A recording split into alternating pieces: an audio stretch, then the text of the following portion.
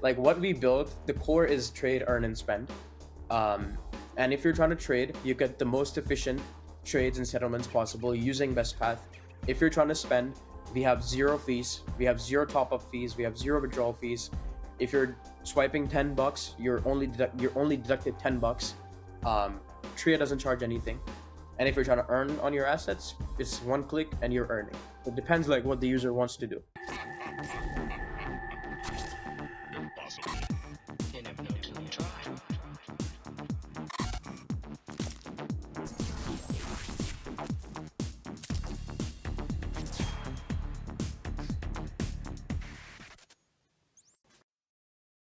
Hey, GM brother, it's great to see you again. It's been a minute. How are you? Hell yeah, bro. Hell yeah. I'm good, man. How are you? I am very good, and it's excited to see you again. You've been building a lot since the last time we actually spoke. Yep. I think we met, a year and a half ago, right? In Dubai. Yeah, but we actually had some calls in between. We talked some Yeah. stuff, but the vision initially it was something else. And I really like what you're going to with TRIA right now. Yeah, no, appreciate it, man. I think we were speaking always around like BestPath, right? The ABS and how you got to operate and stuff like that. I remember the whole convo, dude. Yeah. It's live and running now. It's live and running, being used by a lot of people, being used by the Neobank. Yeah, there's a whole story to it, bro. There's a whole story. So basically you said it's not enough to have the infrastructure, it's good to have the product as well. Yeah. It's literally that. Like, what we realized was if you are only a B2B in Web3 or in the interop space in general, the tech is always going to get better, right? You're always going to have the newest interop tech. It's the fees are going to go down. You're not going to make revenue long term, and it's not a real business unless you own the entire order flow, the entire user journey end to end. And that's where the Neobank came in. That like essentially was the next logical step for us. We like around January we rejected a very big term sheet due to this very reason, where we had this whole clash where like, okay, no, we're trying to build a real business, and we want to do B2C. So yeah, it's a long story. It took us like 10 months now to come to where we are with the Neobank, and all of the Neobank infrastructure runs on BestPath, and BestPath alone itself is also being used by B2B AI agents, so on and so forth. So we built that, and then we built this other Neobank that actually makes us money. It actually has PMF rather than any other products in crypto space right now. Yeah. I mean, I like, it looks like we have PMF. We're growing like a few thousand users a day. We're revenue positive. Like literally, think like last week alone we made like 300-400K. So we've crossed almost 1.5 million rev now. I think by the time this podcast goes live, it'll be 2 million in rev, all in private beta. Nothing is public. So I hope we have PMF. Yeah. But why do you feel that? I mean, stable coins and payments were around in crypto for some time. Why do you feel like this year we actually started seeing taking off rather than any other year? Is it because of a regulatory? Is it because of Trump? Why now? Yeah, I mean, that's a very interesting question, right? We've had stables for like forever. Why did it work now? I think two parts. One is definitely the regulations. Genius Act definitely is a huge part to that. B2B's businesses have started accepting crypto. That's huge. And that's what puts, it's all about optics, right? People, you and I, and then like our friends that are not degens, but they know what crypto is. They sort of saw, okay, like these banks are they're accepting crypto now. Oh wow, they're investing in a ETF, so on and so forth. And then they were like, okay, this thing looks legit. They know it works, which is why I think they got in. The second reason was like, look at like 5 years ago, right, or like even 3 years ago, we were stuck on MetaMask, right? There was not like account abstraction wasn't a thing, chain abstraction wasn't a thing. And UX was just horrible, right? Like, you remember, everybody remembers. Now it's better. Things are usable. That's why we're able to build a neobank, right? Back then, you would just call it a wallet, right? And you would have to worry about gas and bridging and switching chains and all that. So We still now you have don't. that issues though. I mean, Yeah. when I use Ethereum, I never have enough for gas. Never. Yeah. It's Yeah. Yeah. but Well, not with TRIA. Not with TRIA. no, yeah. But brother, before we dive into the whole journey, I want to know a little about you. Who were you before crypto, and what was the moment that really pulled you into Web3 and become a builder right here? For sure. I got into crypto literally like half my life ago, bro. I got into crypto 2014. So before crypto, I used to play esports. I was super young. 20. I was playing like I used to game since I was like super young. I got into esports around 2012 till 2014. And I was playing like quite professionally. I was in India back then, and it was hard to find good players to play with because the game that I used to play, Halo and Destiny, they used to have connection-based matchmaking instead of skill-based matchmaking. So I would always get matched up with people from Asia, but then relatively people in US and EU, they were more skilled, right? Because their pings were better and a lot of technicalities, right? It was hard to find players to play with, so I built a platform. It's we call it LFG. It's called Looking for Group, not Let's Fucking Go. So basically, would like match make players with other players based on their elo. So that's how I got like that was like my first company. I exited that. I got paid in crypto. This was 2014. I got paid a decent amount. I left it in ETH, and then around that time, 2014 till like 2017, I was mining ETH. And then I also like worked open source on Litecoin and a bunch of other miners around that back then. Post that 2017-ish, I worked with the Indian government to build one of the largest identities chain, now being used by like I think 25 million plus people. It's a private chain. And then I went to uni, dropped out, started TRIA. We were called Threely before. Not a lot of people know this. I think you know this. Then yeah, I mean we were like literally 3 people back then. I joined the Polygon Accelerator super early on, where I met my now co-founder. So he founded Polygon Accelerator, and then he joined me. And yeah, this is how TRIA began. So what was the Yeah, I mean like what was the original vision for TRIA versus the vision right now? UX. It's always been UX for us. We started with DIDs first. We wanted to build like effectively a login system for Web3, right? All about identities. So instead of logging in with like Wallet Connect, you would log in with a name and a password. Yeah, like or Gmail. instead of So mnemonic and a private key that you lose it and you lost your money and yeah. So it was literally that, and you still see that in TRIA. When you hop on the app right now, you have to create a name, a TRIA name. So Parth @TRIA. That's the same tech that we built back then. And then we got into B2B, because B2C didn't exist back then. Like 2-3 years ago, it didn't exist. It exists, but to some extent. Then we got into B2B. We built around UX, abstracting like chains. If you have funds on X chain and you're trying to interact with a DApp on chain Y, with our SDKs, you didn't have to change wallets, you didn't have to bridge, you didn't have to pay for gas. So yeah, we were always about UX, always like making it easier to use Web3. Now it's definitely B2C. It's about making your crypto usable, but our B2B, our BestPath was all about making Web3 usable. Can you tell me a little bit about the BestPath AVS, because I feel that's an important core infrastructure in TRIA. Yeah. So BestPath is we call it it's an intense marketplace formed by pathfinders. The core tech, right? We also have a huge paper on this. We're going to release it with one of the larger foundations very soon. What it does, right, without going too deep into the tech, right now, if you were to solve, right, if you were to go from chain A to chain B using any kind of solver, you trust them end to end, right? You trust them with their whole stack. You trust them with their liquidity. You trust them with their pre-confs, everything. And they end up charging you whatever they want to charge you. What we ended up doing was with pathfinders, and pathfinders are what we call micro markets of interoperability stacks. So what happens with TRIA, instead is, unless a single solver is the most efficient, unless they're the most efficient, your transactions actually hop through these pathfinders.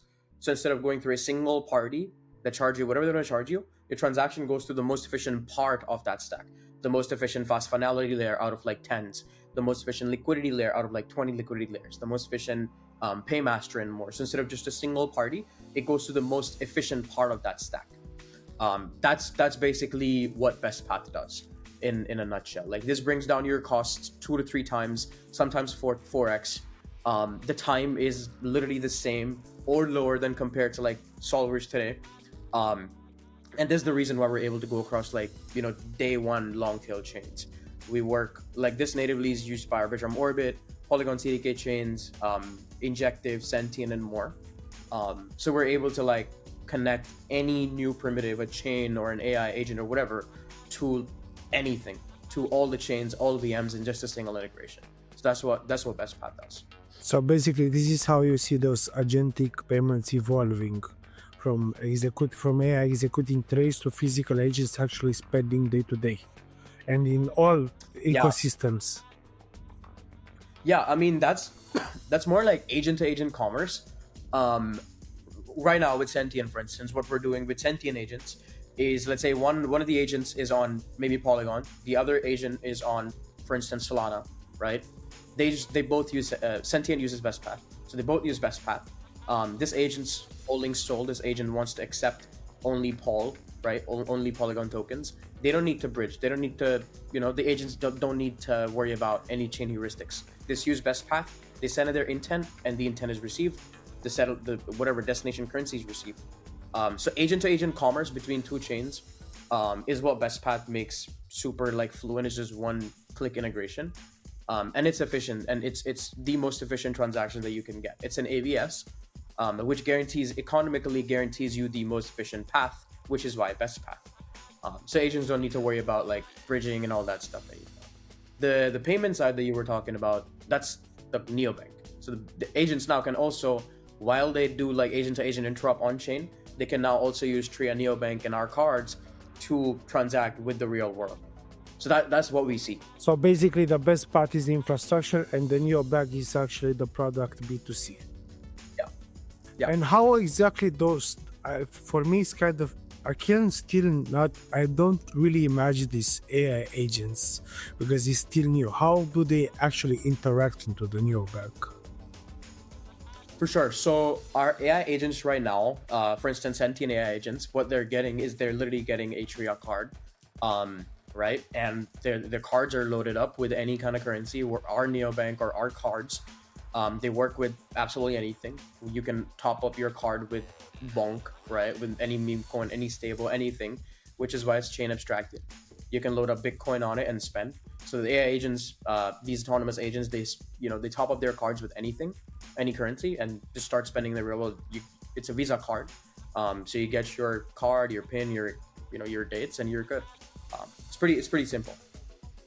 Yeah, but I would assume you would prefer actually to have something like maybe on Solana or on Arbitrum, because if you have something like, let's say, for Ethereum, you're gonna spend gas fee a little more. So for every transaction, it's gonna cost you more than an usual transaction on Solana or Polygon or Arbitrum or Bitcoin. Mm-hmm. So this is what's interesting, right? So TRIA, the whole neobank, is non-custodial. It's run on smart accounts, on smart contracts. When you say about the transaction fees, right? Even if you load up like on mainnet and you swipe your card like 100 times a day, you're not actually sending like transactions 100 times a day. Like, you're not sending your stables over. It reconciles every 24 hours. So it's just one transaction every 24 hours. Okay, that's cool. Yeah, and I like how you guys actually fix this gap in the UX, because I think this is the future of onboarding people, Yeah, I definitely think so. Like, we have seen, one of the craziest things that we saw, and that like validated a lot of our UX, and we changed a lot of our UX. Like, we still change. We're still building a lot of stuff out. But like the app now that's being used by like around 25,000 people as of today, we've had it live privately, super privately, for I think 6 months now. Only the last month we made it like sort of public, and then we started giving out more access codes.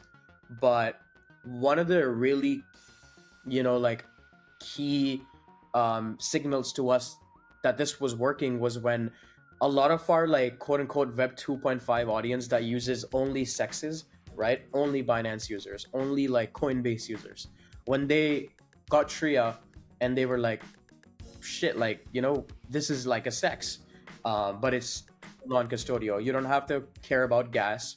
You don't have to care about bridging. You can use your crypto. You can earn, right? So all of that. So basically, all the sex UX they got into a non-custodial neobank. And when these people like, appreciated the UX so much, that's when we were like, okay, yeah, this works. This is working. So what are the best benefits for somebody actually signing up to the beta right now? The benefits is you get to spend your crypto, you get to earn earn on any kind of assets you have, and then you get to trade. You're earning the yields that you're earning, they pay for your card. So if you're buying like, a couple coffees a day, you're not really paying for it, your yield is. So I think that's very interesting. I think EtherFi's done an amazing job around using your yields to pay for your card. With us, we took it a step ahead.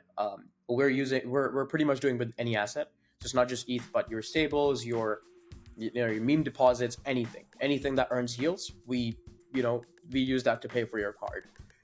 That's one. And then I think one of the other cooler parts is that we work like I've been in the trenches. I have a lot of like trench friends. They have a lot of meme coins on them. So what they're doing now is they're topping up their TRIA with meme coins, and they're spending their meme coins in person. So that's kind of cool. I think for like what we built, the core is trade, earn, and spend. And if you're trying to trade, you get the most efficient trades and settlements possible using BestPath. If you're trying to spend, we have zero fees, we have zero top-up fees, we have zero withdrawal fees. If you're swiping $10, you're only deducted $10. TRIA doesn't charge anything. And if you're trying to earn on your assets, it's one click and you're earning. It depends like what the user wants to do. But how exactly is the exchange rate? So the exchange rate in terms of cards, it's always under 1%, and this goes to Visa. And this happens with all the cards. Your Web2 cards, your Web3 cards, they all charge 1%. That always goes to Visa. TRIA is not making anything. For us, cards is actually not the business. The business for us is BestPath. Cards is what sort of like gets users into TRIA. And then we're gonna have spot and perp, so on and so forth. But that's how the exchange rate works. It's always under 1%. TRIA doesn't charge anything on it. We're not charging you any fixed amount or any other cut. If you're doing USD to USD, it's 0%. But if there's a Forex, it's all Visa based. Whatever they charge. We're not taking anything on it. And you guys recently announced a 12 million pre-seed strategic round. Was that for TRIA or for BestPath AVS? So this round is, so the 12 mil is actually our pre-seed and strategic. We've had people like obviously from Web3 ecosystems participated, Polygon Aptos, a lot of Web3 angels, and then also a lot of Web2, Web 2.5 like hedge funds that participated. This is more so for like TRIA, the Neobank, and BestPath both. And then we also have like couple future rounds coming that are more towards us expanding, us like pretty much covering CAC, cost of acquisition, so on and so forth. So we're planning out a few other rounds, but this was overall for the whole company. And you also are prepping the Legion sale. If I'm a user today, how can I participate? When can I expect to do everything? Yeah, so the Legion sale is going live Wednesday. Not too sure when the podcast goes out, but Wednesday goes live. It's gonna be on from the 3rd till the 7th. So 1 week, the community will have time to commit to deposit on Legion, and then after that, we sort of take the funds. How do you participate? You just hop onto the Legion, sign up, do your KYC, and you're there. You'll find TRIA there on front page, and you can participate. Do I need some sort of whitelist or something to participate into the Legion sale? I never used this. That's why I'm asking. No, you don't need a whitelist. It's actually merit based. Some of our communities, in some of our select communities, we have had this campaign where people with TRIA metal cards are they're prioritized an allocation in the Legion sale because the sale is it's quite small. It's 1-2 mil. We might expand it, we might not. We'll think about it later. Um, but other than that, it's all about merit. It's all about your on-chain history. It's all about your social history. It's all about your Legion merit score. And if it's high enough, like there's a big chance that you'll get in. Okay. So basically, this is for the TRIA token. Yeah, it's for the token. And what's gonna be the utility of the token? How do you see that play out? So there's actually a lot of utilities of our tokens of TRIA. One of the major parts is BestPath. So all the BestPath fee and the settlements from the fee. So all the fee that BestPath generates is emitted in TRIA, and everything happens with BestPath. For instance, in the Neobank itself, right when you load up Bonk on your card and you swipe, the settlement actually happens in US in stables, right? So that conversion is BestPath. So every swipe uses BestPath. Every trade on TRIA uses BestPath. So the Neobank entirely runs on BestPath. All the fees that are emitted is in TRIA. The second part is that we'll be introducing staking as well for end users. Obviously, BestPath as an AVS, the operators need to stake TRIA, but the user staking would also be very interesting. Where we really need to like lock this in. But what we're thinking so far is, hey, if you're a user staking TRIA, based on the amount of your stake, your fees will get lower and lower and lower and lower. If you're buying the TRIA membership with TRIA card or with TRIA tokens, you'll get a discount. So things like that. We have a bunch of revenue, like a bunch of like real utilities that come in day one in the token itself. Are you planning to do like some like, buybacks for the token from the revenue? Yeah. There's definitely buybacks. Right now, for instance, by the time I think the podcast goes live, we'll be at 20 mil ARR. So yeah, like there's buybacks. We just have yet to announce what the percentage look like. But yeah, there's buybacks. For the first-time founders, what do investors really care beyond the pitch deck? I mean, I can only imagine it's quite a journey to actually pitch the VCs and do the whole magic. Yeah. I think there's no one right thing you need to do. Like what my mental model has been around pitching and getting investors is, because I've done this for like 2-3 years. I wouldn't call myself a master, but I've pitched hundreds of times and I know what works, what doesn't. My mental model is like kind of like this, right? You need one or two of like 3 to 5 things. One is definitely, in Web3 specifically, you gotta be in the right market at the right time. I think that increases your chances a lot. You have to have a good team. That increases your chances a lot. If you don't have a good team, you should have good traction. If you don't have good traction, you should have a good team. You should have good backers. If it's a second round or third round or something, you should have previous good backers. If not, you should have traction or a good team. So I think it's like couple points, right? Obviously your product needs to be good. If there's traction, that's amazing. Like nothing beats traction. You could be, like an intern X and now building something, but that has huge traction. You're gonna raise money. So I wouldn't say like, because a lot of people get stuck like, oh, I don't have the best team, man. What am I gonna do? Just execute. If your product is good enough, it's gonna get traction, and you're gonna be able to raise money. If you have a good team from the start, go and raise your money. How big is the TRIA team? How big is the TRIA team right now? So we are 17 full-time people right now. Do you work remote or do you have an office? We are all remote, but we have an office. We actually sometimes work out of here in Dubai, also in New York. But right now I'm in Dubai, so there's no office. We just work from home. Sometimes we catch up in our war rooms. But other than that, it's mostly remote for now. Well, didn't you want to move to New York at some point in time? Yeah, I mean, I was in New York. I think this is my longest Dubai trip. I've been here now 6-7 months. I was in New York before this. I think, yeah, like probably early next year we're gonna be back in New York. Which one do you feel is like the best for BD in crypto, the best crypto native city? Is it Dubai or New York? I'd say it's seasonal. I would actually say it's seasonal because it's my first winter, sort of, quote unquote, here in Dubai. A lot of people came here. Everybody's here now.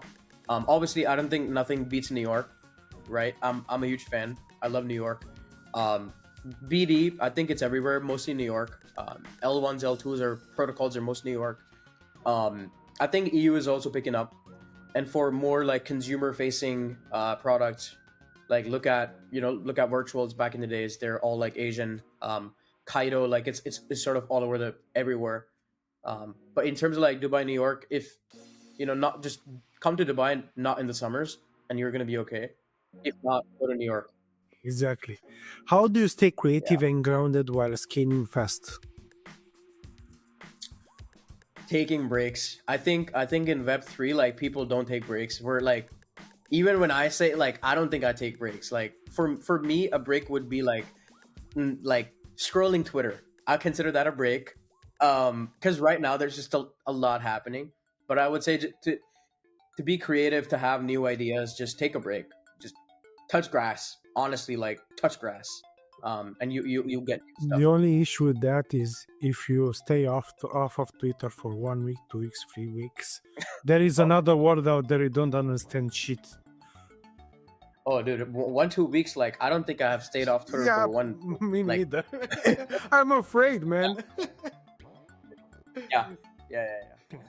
I say, when I say take a break for like 6 hours max, and then come back. You gotta come back.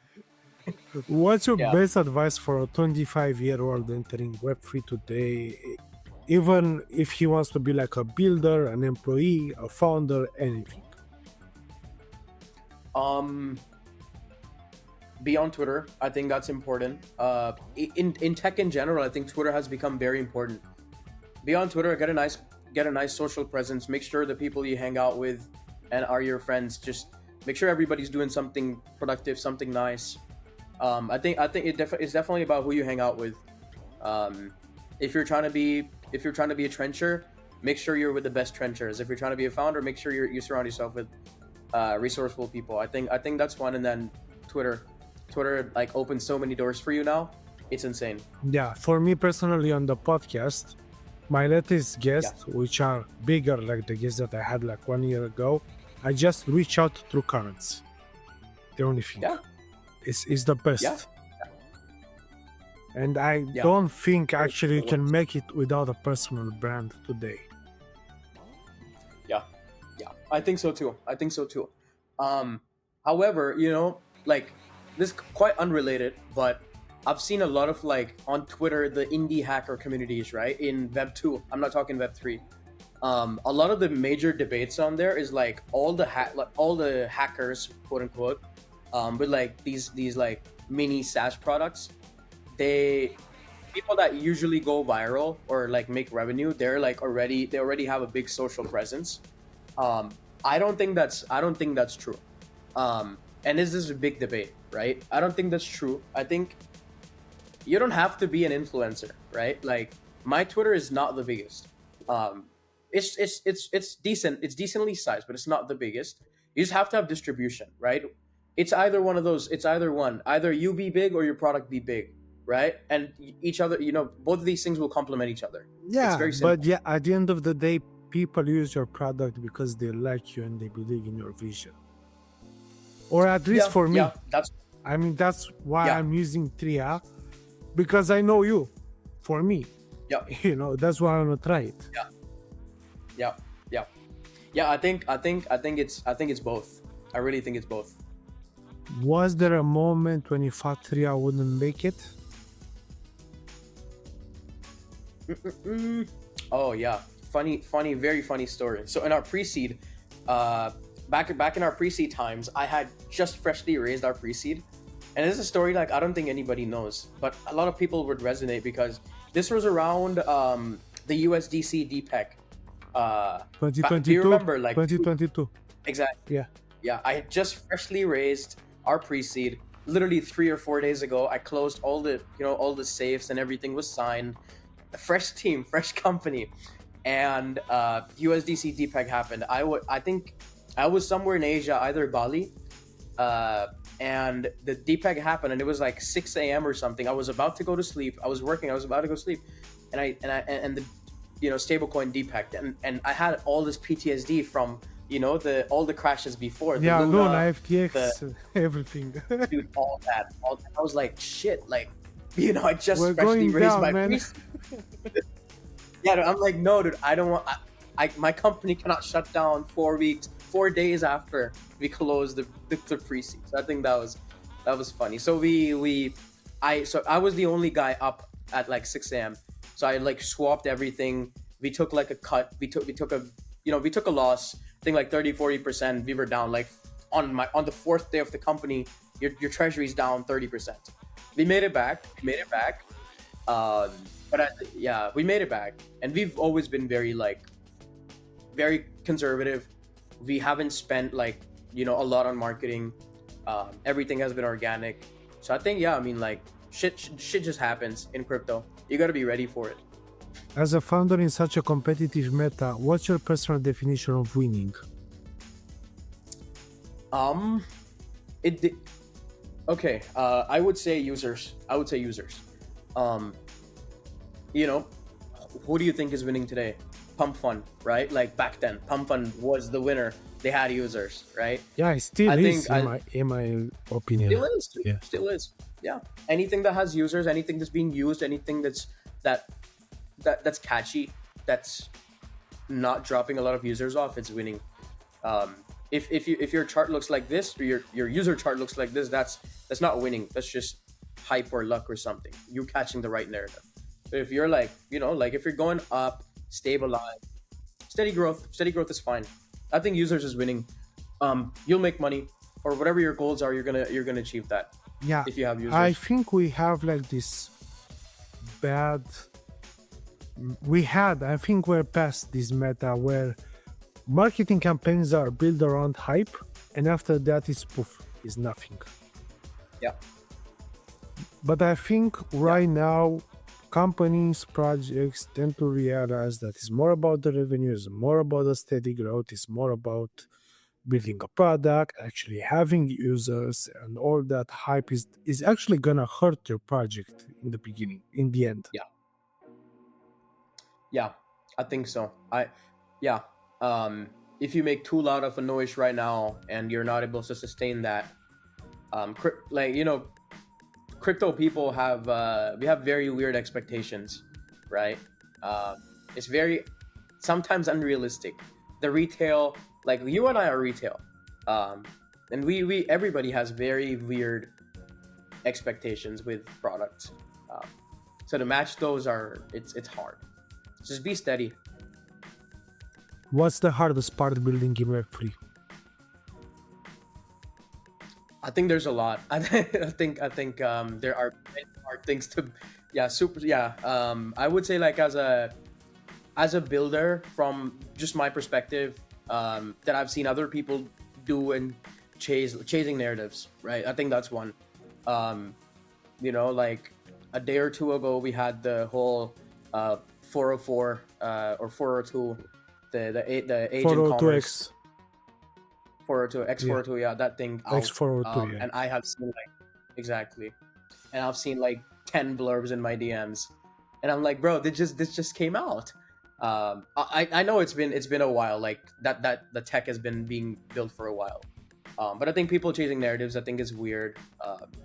Sometimes it works. I think, when you change narratives, when you're pivoting every 2 months, I don't think that's right, personally. If you wanna chase a narrative, just expand into that, not completely 90-degree 180 or company. The second would be hiring. I think hiring is very tough in Web3. It's very tough.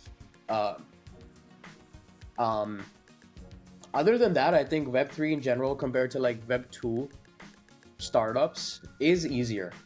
You can raise capital quite without that much effort. It's very accepting. You can be anon on Twitter, and if you have a good product, you'll be fine. So there are a lot of good parts, but there's also like a lot of weird parts. Uh, Plus, I think the matching retail expectations, bro.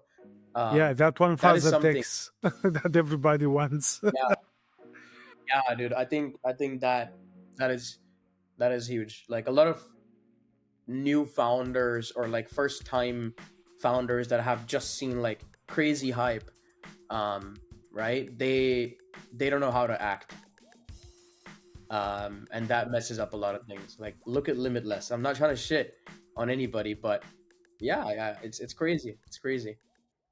When everything feels chaotic, fundraising, scaling, markets, users, revenue, what keeps you grounded?